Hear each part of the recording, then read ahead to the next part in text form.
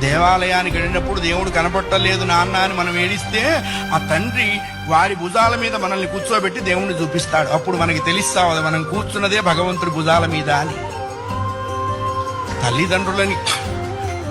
తల్లిదండ్రులకి గుళ్ళు కట్టించక్కర్లేదు. కట్టించిన గుళ్ళ ముందు వాళ్ళని కూర్చోబెట్టకుండా ఉంటే చాలు. అది నేర్చుకోవాలి. మనం బ్రతికుండగా వాళ్ళ అనాథాశ్రమాల్లో ఉండటం ఏంటండి? ఇంకంతకంటే పాపం ఏదైనా ఉందా? కాశీలో యజ్ఞం చేస్తే వస్తుందా? రామేశ్వరంలో అన్నదానం చేస్తే వస్తుందా?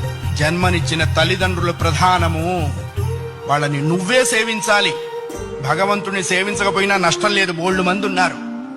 జన్మనిచ్చిన తల్లిదండ్రుల్ని సేవించాలి, అది కర్తవ్యము. రామాయణం అదే చెప్పింది. అయ్యా, ఆ అభిప్రాయం లేనివాడు పశువు అనకూడదన్నారండి. పశువులు పోటీకి వచ్చినాయి, మమ్మల్ని ఆ వాడితో పోలుస్తావా అని. అంతకంటే నీచుడు.